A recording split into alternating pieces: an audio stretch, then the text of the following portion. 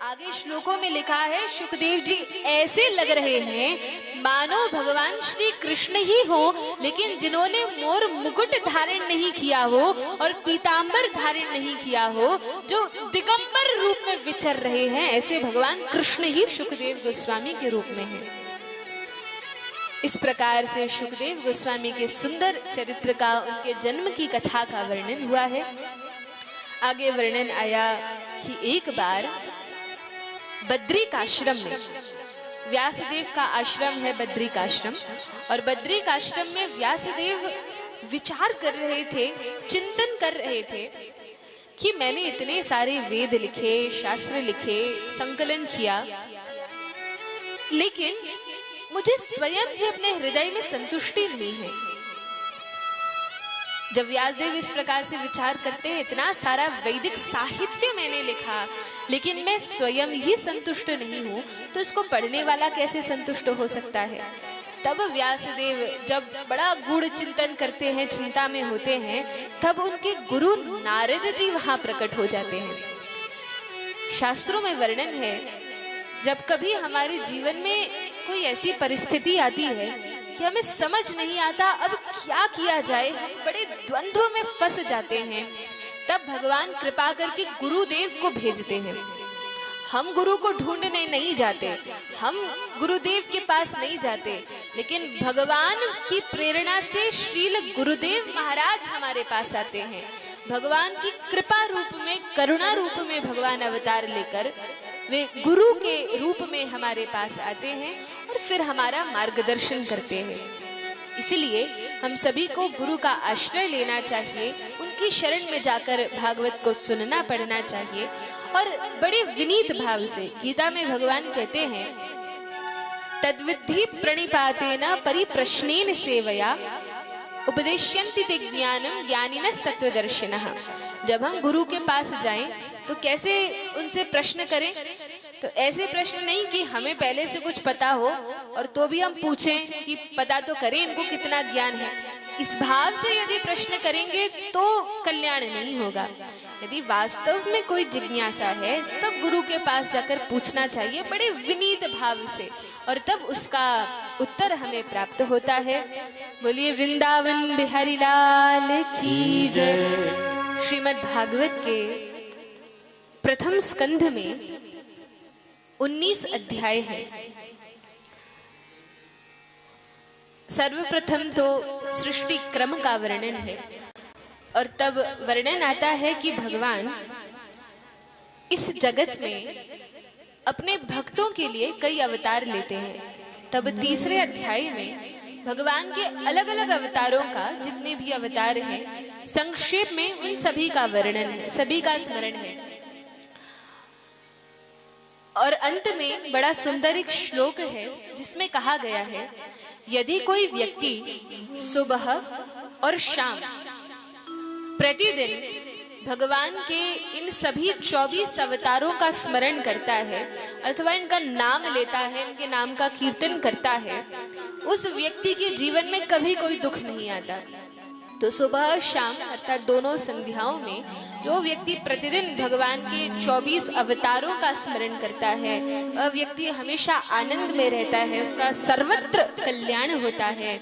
इस प्रकार से सभी 24 अवतारों का, मत्स्य कूर्म आदि जितने अवतार हैं उनका वर्णन किया गया है। आगे हम विस्तार से एक एक अवतार की कथा को श्रवण करेंगे। तब चौथे अध्याय में यह वर्णन आता है, एक बार जब व्यासदेव इस प्रकार से चिंता में थे और नारद जी प्रकट होते हैं, व्यासदेव बड़े प्रसन्न हुए और नारद जी के चरणों में गिरकर दंडवत प्रणाम किया। कितनी सुंदर बात है। कथाओं के साथ साथ यह भी पता चलता है कि जब गुरुदेव कृपा करे या कोई संत हमारे घर आए तो कैसे स्वागत सत्कार करना चाहिए, कैसे उनकी सेवा शुश्रूषा करनी चाहिए। जब कोई महान संत भगवान हमारे घर आए तो व्यासदेव ने क्या किया, उनके पाद प्रक्षालन किया, सर्वप्रथम उन्हें प्रणाम किया और तब उनकी कुशल पूछी, उन्हें आसन प्रदान किया और फिर बैठकर बड़े विनीत भाव से कहा कि हे गुरुदेव महाराज, मेरे हृदय में एक बड़ा संशय है।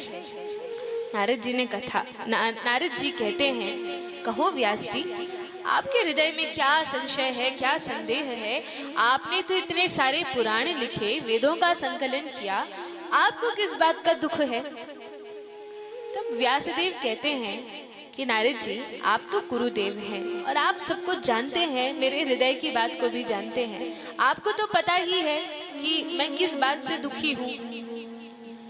तब नारद जी ने कहा, व्यास जी, हे प्रभु, मैं सब जानता हूँ कि आपके हृदय में क्या चल रहा है, फिर भी आपसे सुनना चाहता हूँ। तब व्यासदेव ने कहा कि भगवान, मैंने इतने सब कुछ वैदिक साहित्य की रचना की, लिखा, बहुत विस्तार किया, सभी के लिए सुलभ हो जाए इसलिए सरल भाषा में पुराण लिखे, कथाएं लिखी कि वेदों का तत्व मनुष्य नहीं समझ सकता, कथाओं से, दृष्टांत से उन्हें समझाने का प्रयास किया। लेकिन इतना सब लिखने के बाद भी मैं स्वयं अपने हृदय में संतुष्ट नहीं हूँ। तो मैं ही संतुष्ट नहीं हूँ मेरे साहित्य से, मेरी रचना से, तो इसको पढ़ने वाला कैसे संतुष्ट हो सकेगा? कोई जिज्ञासु होगा तो कैसे संतुष्ट होगा? तब नारद जी ने गुरु होने के नाते, अब देखिए व्यासदेव ऐसे तो भगवान के अवतार हैं, नारद जी भी अवतार हैं, लेकिन गुरु होने के नाते लीला में नारद जी व्यासदेव को थोड़ा डांटते हैं, थोड़ा रोष करते हैं। तो नारद जी आते हैं व्यासदेव की कुटिया में और व्यासदेव कहते हैं कि मैं बड़ा असंतुष्ट हूँ, मुझे नहीं पता कि क्या करना है, मैंने क्या त्रुटि कर दी है। तब नारद जी कहते हैं कि व्यास जी, देखिए, आपने इतना सारा वैदिक साहित्य लिखा, बहुत कुछ लिखा, आपने दान धर्म का वर्णन किया और स्वर्ग कैसे जा सकते हैं उसका वर्णन किया, अलग अलग प्रकार के पुण्यों का वर्णन किया, बहुत कुछ आपने अपने साहित्य में लिखा। यदि किसी को पुत्र चाहिए वो कैसे मिलेगा, धन चाहिए वो कैसे मिलेगा, क्या पुण्य करना पड़ेगा, क्या कर्मकांड करना पड़ेगा कि ये हो जाए वो हो जाए, उन सब का आपने वर्णन किया। लेकिन हे व्यासदेव, आपने किसी भी पुराण में भगवान की महिमा का विशद रूप से वर्णन नहीं किया। आपने और धर्म और चीजें तो बहुत लिखी हैं, लेकिन जो रसिक भक्त हैं, जो निष्काम भक्त हैं, जिन्हें संसार से बहुत अधिक आसक्ति मोह नहीं है, जो केवल भगवान का प्रेम और भक्ति चाहते हैं, ऐसे भक्तों के लिए आपने क्या लिखा है? तो व्यासदेव कहते हैं, मैंने भगवान कृष्ण के विषय में भी कई कई पुराणों में लिखा है। नारद जी कहते हैं, लेकिन वह बहुत ही गौण रूप में है, मुख्य रूप में तो आपने कुछ और विषय लिखा और कहीं कहीं बीच में भगवान की भक्ति के विषय भी डाल दिए। देखिए हे व्यासदेव, अब एक ऐसा पुराण लिखिए जिसमें केवल भगवान के नाम रूप गुण लीला का विशद वर्णन हो। संत जन, भगवत जन, भगवान के प्रेमी भक्त जो हैं, वो जिसमें विहार कर सके, उस शास्त्र में भक्तों को आनंद आए, ऐसे शास्त्र की रचना कीजिए जिसमें किसी प्रकार के कैतव धर्म का कोई वर्णन न हो, केवल शुद्ध भगवत प्रेम का वर्णन हो। ऐसा सुंदर ग्रंथ जिसमें केवल भगवान श्री कृष्ण की लीलाओं का वर्णन हो, उनके विषय में वर्णन हो, ऐसा कोई ग्रंथ लिखिए। व्यासदेव ने कहा, ठीक है, लेकिन कहाँ से लिखूंगा? कुछ तो प्रेरणा चाहिए जिससे मैं उस ग्रंथ को लिखूं, मुझे तो कुछ आता नहीं, पता नहीं। देखिए व्यासदेव कितनी विनम्रता सिखा रहे हैं। जिन व्यासदेव ने इतने सारे शास्त्र लिखे और अभी अभी नारद जी के आने के पहले जिन्होंने महाभारत रूपी विशाल बृहद ग्रंथ की रचना की, जिसमें सब कुछ है, उस महाभारत को लिखने के बाद भी व्यासदेव कहते हैं कि गुरुदेव, मुझे तो कुछ नहीं आता, आप बताइए कि मैं क्या लिखूं। तब नारद जी कहते हैं कि देखिए, मेरे जाने के बाद आप समाधि में बैठिएगा और समाधि में मेरे आशीर्वाद से आपको भगवान के दर्शन होंगे। जो कुछ भी आप उस समाधि में देखेंगे वो अपने ग्रंथ में लिख दीजिएगा। व्यासदेव ने कहा, ठीक है। और तब नारद जी व्यासदेव के इस व्यवहार से बड़े प्रसन्न होते हैं। और एक बात है, जब गुरु अपने शिष्य पर बहुत प्रसन्न होते हैं तब अपने जीवन का अनुभव उनको व्यक्त करते हैं। जो गलतियों से उन्होंने सीखा है, जो पहले उनका अनुभव रहा है, उसके द्वारा वे अपने शिष्य को समझाते हैं। तो नारद जी भी अपने पिछले जन्म के विषय में व्यासदेव को बताने लगे। व्यासदेव को बड़ा आश्चर्य होता था, मेरे गुरुदेव नारद जी इतने महान भक्त हैं, कौन सी तपस्या, कौन सा पुण्य इन्होंने किया है जो भगवान को ये इतने प्रिय है, परम प्रिय है।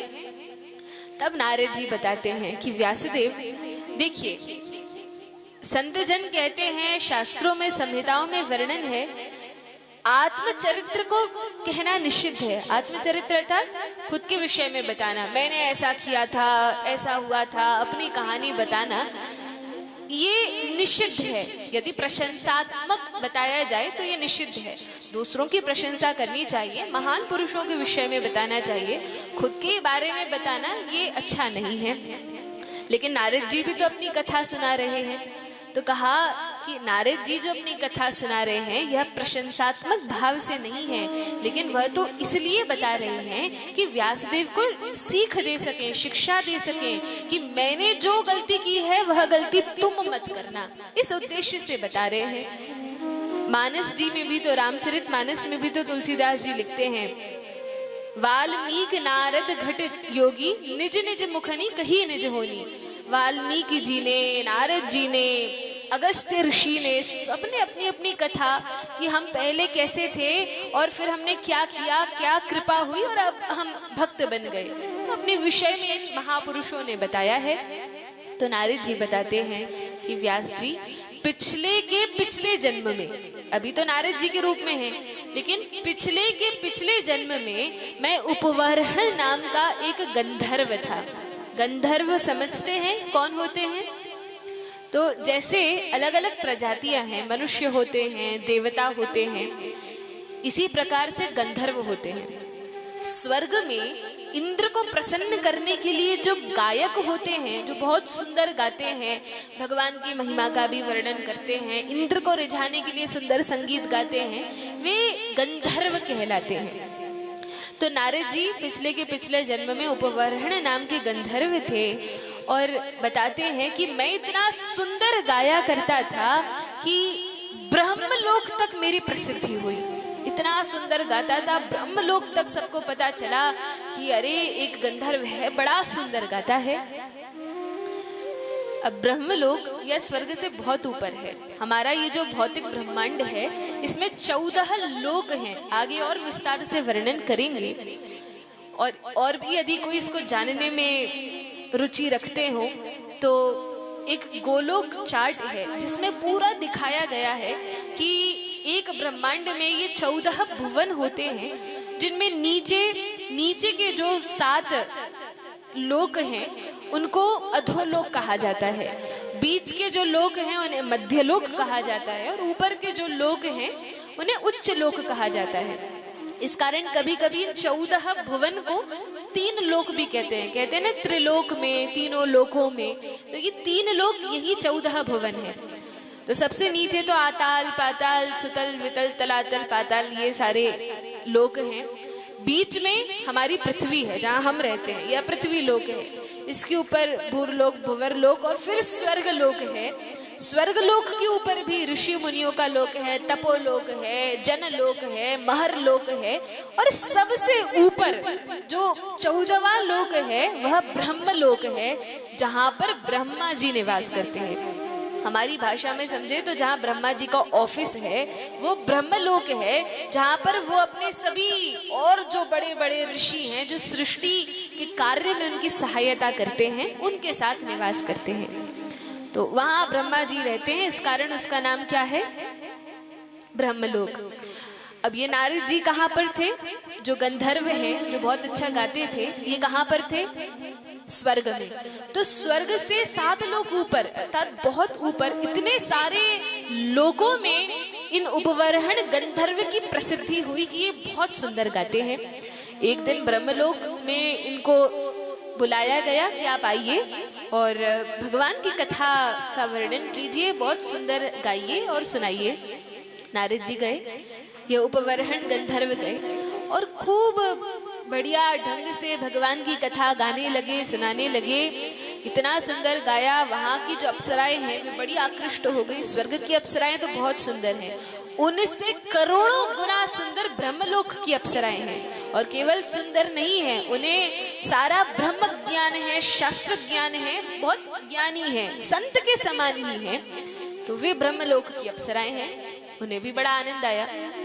अब जब ये उपवरहन गंधर्व भगवान की कथा कहते हैं, तो कथा कहते कहते भगवान की लीलाओं का गान करते करते इनका मन भटक गया और ब्रह्मलोक की अप्सराओं को देखकर उनसे आकृष्ट होकर भगवान की कथा छोड़कर उनका वर्णन करने लगे, उनकी महिमा कथा को गाने लगे। जब ब्रह्मा जी और ऋषि संत महात्माओं ने ये देखा तो उन्हें बड़ा क्रोध आया कि अरे इसके हृदय में तो कल्मश आ गया। तुरंत श्राप दे दिया कि तुम ब्रह्मलोक में रहने के अथवा स्वर्गलोक में निवास करने के अधिकारी नहीं हो, जाओ जाकर मृत्यु लोक में, पृथ्वी लोक में दासी पुत्र हो जाओ। देवी देवताओं को जब शाप देना होता है तो वे क्या बोलते हैं कि पृथ्वी पर चले जाओ, पृथ्वी पर जाके मनुष्य बन जाओ। ये उनके लिए बड़ा निकृष्ट है। तो इस प्रकार से कहा। और हम लोग अपने में इतना घमंड रखते हैं कि अरे हम ये हैं, हम वो हैं, और वो देवता कहते हैं जाओ तुमने ये पाप किया, पृथ्वी पर चले जाओ, मनुष्य बन जाओ। इस प्रकार से कहते हैं। ये भी बड़े भाग्य की बात है, लेकिन ये अवसर है कि हम मनुष्य हैं।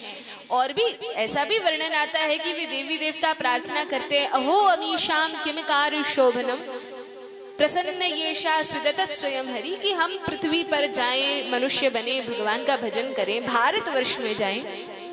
ऐसा भी वर्णन है। जो भी है, नारद जी को श्राप मिला और वे पृथ्वी पर एक दासी पुत्र के रूप में जन्म लेते हैं। जब दासी पुत्र के रूप में उनका जन्म हुआ तो पिता पहले से ही नहीं थे, जन्म लेते ही हो सकता है पिता का देहांत हो गया हो। केवल एक माता थी और कोई मित्र, कोई संबंधी नारद जी का नहीं था।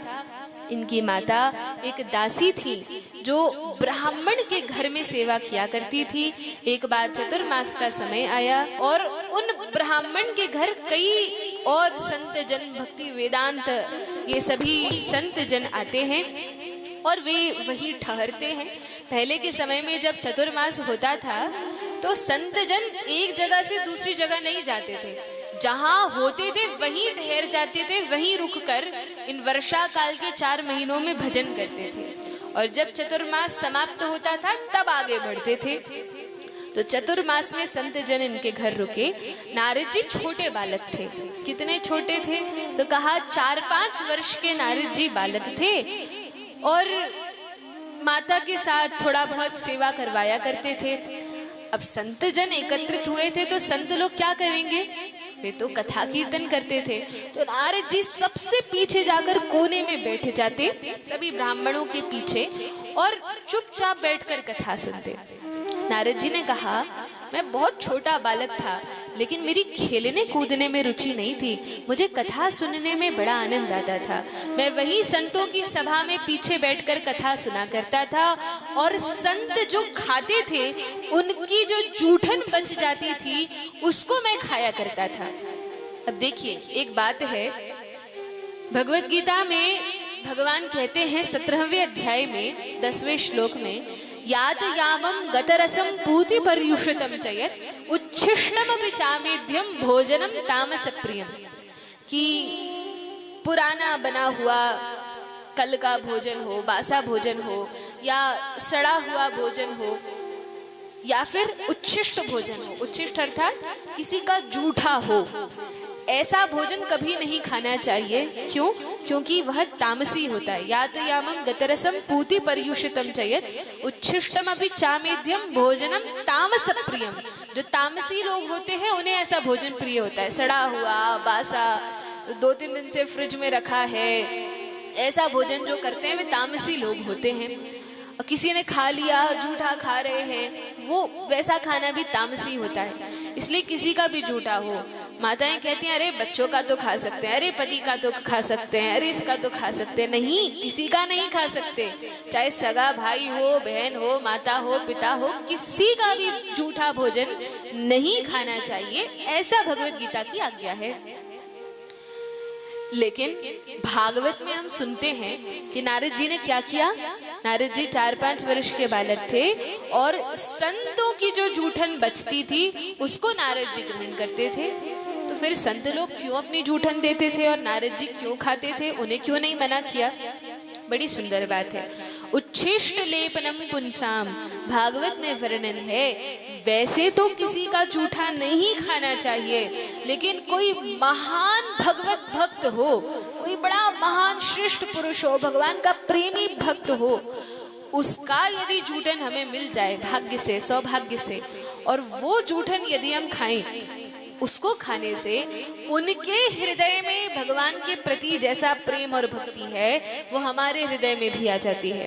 लेकिन एक बात बड़ी सावधान रखने की है, यदि उन संत महापुरुष के प्रति हमारी खूब श्रद्धा हो और खाने में हमें ऐसा भाव ना है कि अरे हम झूठा खा रहे हैं, यदि ऐसा भाव आ रहा है तो भी खा रहे हैं, तो कोई फल नहीं मिलेगा।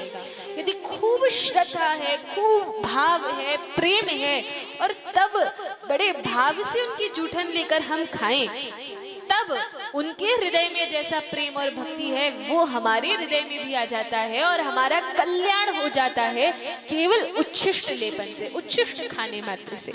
नारद जी ने क्या साधन किया था, उन्होंने संतों की जूठन खाई थी और उनके मुख से भगवान की कथा सुनी थी, इतना ही तो किया। और केवल 4 महीने किया, छोटे बालक थे।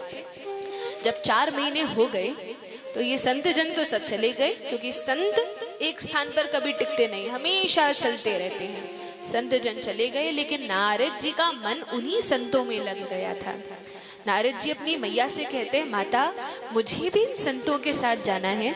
मैया रोने लगी, अरे बेटा तुम मेरे अकेले पुत्र हो, मेरे बुढ़ापे की लाठी हो, और कोई हमारा है नहीं, तुम्हारे सहारे तुम्हारे लिए ही तो मैं जी रही हूँ, तुम भी चले जाओगे तो मेरा क्या होगा।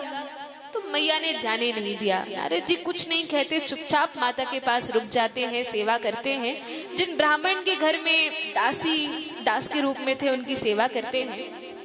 कुछ दिनों बाद देखिए, भगवान सबके हृदय की बात जानते हैं, और हमारे हृदय में यदि कोई आध्यात्मिक इच्छा हो तो भगवान उसको बहुत जल्दी पूरा करते हैं। और खास करके वृंदावन में यदि इच्छा हो तो वृंदावन का कण कण, मतलब एक एक जो पत्थर है, तिनका है, जो कुछ भी है, यह सब चिंतामणि है। चिंतामणि जानते हैं ना, जानते हैं कि नहीं, कल ही बताया था। चिंतामणि एक ऐसी मणि है जिसको यदि कोई भी हमारी इच्छा हो वो उसको पूरा करती है। तो इस जगत में तो चिंतामणि नहीं है, स्वर्ग में कहीं एक आध होगी, लेकिन ब्रह्म संहिता में वर्णन है कि भगवान का धाम कैसा है। तो कहा चिंतामणि, भगवान का जो धाम है, चिंतामणि प्रकर सद्मसुकल्प वृक्ष लक्षावृतेषु सुरभिरभिपालयन्तम लक्ष्मी सहस्र शत संभ्रम सेव्यमानम गोविंदमादि पुरुषम तमहम भजामि। भगवान के धाम का एक एक पत्थर चिंतामणि है, अर्थात गोलोक वृंदावन धाम में। अब आप सोचेंगे वो तो गोलोक की बात है, लेकिन शास्त्र में यह भी वर्णन है कि भगवान का जो गोलोक वृंदावन धाम है, जो वैकुंठ के भी ऊपर है, वो और इस भू वृंदावन में कोई भेद नहीं है। भगवान उस गोलोक वृंदावन के साथ ही अपने धाम और परिकर के साथ ही यहाँ पर प्रकट होते हैं, लेकिन वो तो हमारी इतनी योग्यता और दृष्टि नहीं है कि हमें अद्भुत वृंदावन, दिव्य वृंदावन के दर्शन हो, अथवा दोनों वृंदावन में कोई भेद नहीं है। अर्थात इस वृंदावन की भी उतनी ही महिमा है जो गोलोक वृंदावन धाम की है। और क्या कहा ब्रह्मा जी ने ब्रह्म संहिता में, चिंतामणि प्रकर सद्मसुकल्प वृक्ष, कि वहां पर तो हर एक पत्थर चिंतामणि है, हर एक लता पता वृक्ष कल्प वृक्ष है। स्वर्ग में एक कल्प वृक्ष है जिसके नीचे बैठकर कामना की जाए तो स्वर्गादि लोगों के भी सुख मिलते हैं, लेकिन भगवान के धाम में एक एक लता पता वृक्ष भी कल्प वृक्ष है। इसलिए हम इस वृंदावन में आए हैं। वृक्षों को देखकर ये भाव नहीं करना चाहिए कि ये वृक्ष हैं, वरन ये साक्षात कल्प वृक्ष है। उन्हें प्रणाम करना चाहिए, उनका स्पर्श करना चाहिए। साक्षात भगवान के धाम के ये लता पता है। लक्ष्मी सहस्र शत संभ्रम सेव्यमानम, भगवान की सेवा में कोई एक लक्ष्मी जी नहीं है, हम समझते हैं एक लक्ष्मी है एक विष्णु है, कहा नहीं, लक्ष्मी सहस्त्र शत संभ्रम सेव्यमानम, सहस्त्रों लक्ष्मियां भगवान की सेवा में लगी हैं। कोई कुछ लक्ष्मियां चरण दबा रही हैं, कुछ हाथ दबा रही हैं, कुछ सर की मसाज कर रही हैं, कुछ थाली लेकर खड़ी हैं, कुछ प्रशंसा कर रही हैं, कुछ स्तुति गान कर रही हैं। इस प्रकार से सहस्त्रों लक्ष्मियां जिनकी सेवा में लगी है, ऐसे भगवान गोविंद को हम नमस्कार करते हैं। बोलिए राधा गोविंद देव भगवान की जय, श्री बांके बिहारी लाल की जय। नारद जी बताते हैं कि पिछले जन्म में जब मैं दासी पुत्र था और सारे संत जन चले जाते हैं तो मेरा भी मन होता है, लेकिन मैया तब जाने नहीं देती। कुछ ही दिनों बाद काल की प्रेरणा से जब मेरी माता गाय का दोहन कर रही थी, दूध निकाल रही थी गाय से, उस समय रात्रि का समय था, एक सर्प आकर मेरी माता को डस लेता है और सर्प के काटने से मेरी मैया की मृत्यु हो जाती है। जब मैया की मृत्यु हो गई तो मैं छोटा बालक था, लेकिन मैं रोया नहीं, मैंने दुख नहीं किया, मैंने शोक नहीं किया। क्यों? क्योंकि नारद जी ने 4 महीने बैठकर भगवान की कथा सुनी हुई थी, और कथा सुनने से 3 चीजें चली जाती हैं। क्या क्या? शोक, मोह और भय। तो ये 3 चीजें चली जाती हैं। इसीलिए नारद जी को अपनी माता के देहांत का शोक नहीं हुआ, क्योंकि शोक, मोह और भय तो पहले ही चला गया, कथा सुनते ही चला गया। तो अब नारद जी ने दुख नहीं किया, वरन नारद जी निकल पड़ते हैं। अब तो कोई बंधन नहीं है, केवल एक माता थी जिनके कारण रुके हुए थे। नारद जी निकल पड़ते हैं अपने घर से, और जाते जाते किसी वन में, कई नगर ग्राम रास्ते में पड़े, छोटे ही बालक हैं लेकिन चलते जा रहे हैं। अब कोई भय नहीं है, ये भय नहीं है कौन मिलेगा, किसी पशु ने मुझे काट लिया, कुछ हो गया, कोई भय नहीं है। नारद जी जाते हैं, एक वन में, एक जंगल में प्रविष्ट करते हैं, क्योंकि नारद जी ने सुन रखा था कि भगवान की भक्ति करना हो तो जंगल में जाना चाहिए। तो नारद जी गए, क्योंकि जंगल शांत होता है, सतोगुण का स्थान है, संसार से दूर है। तो नारद जी वन में गए, और वन में जाकर जैसी विधि उन्होंने संतों से सुनी थी, उस विधि के अनुसार नारद जी साधना करने लगे। नारद जी नदी के किनारे ही निवास करते हैं, नदी में स्नान करते हैं, उसके बाद संध्या आदि करते हैं, भगवान की वंदना करते हैं, पूजा पाठ करते हैं, और तब संध्या वंदन के बाद हाथ में माला झोली लेकर संध्या वंदन आदि करके, स्नान करके जंगल में तो प्रविष्ट हुए थे, माला लेकर बैठ गए और भगवान के नाम का जप करने लगे। अब जैसे ही भगवान के नाम का जप करना प्रारंभ किया, कुछ ही समय हुआ था, नारद जी को अपने हृदय में भगवान के दर्शन होने लगे। और जब भगवान के दर्शन हुए तो ऐसा दिव्य आनंद और आह्लाद हुआ, क्योंकि भगवान के यदि किसी व्यक्ति को दर्शन हो तो कितना आनंद उसके हृदय में होगा। बहुत प्रसन्न हुए नारद जी, और तब तो उठकर खड़े हो गए, नाचने लगे, आनंद में एकदम सराबोर हो गए, और भगवान के नाम का जोर जोर से कीर्तन करने लगे। लेकिन जब उस दर्शन को छोड़कर स्वयं नाचने गाने में ध्यान गया तो वह दर्शन बंद हो गए। हृदय में जो दर्शन हो रहे थे तो वे अब नहीं हो रहे, और नारद जी अब ऐसे विचलित हुए। कोई बहुत निर्धन व्यक्ति हो, उसको अचानक बहुत सारा धन मिल जाए और कुछ ही क्षणों बाद वह धन उससे छीन लिया जाए तो उसको कैसा दुख होगा, कैसा बहुत बुरा लगेगा। इसी प्रकार से नारद जी, जिन्होंने कभी भगवान को देखा नहीं था और अचानक भगवान के दर्शन हुए, बड़ा आह्लाद हुआ, लेकिन कुछ ही क्षणों बाद वे दर्शन लुप्त हो गए। तब नारद जी बहुत विचलित हुए, रोने लगे।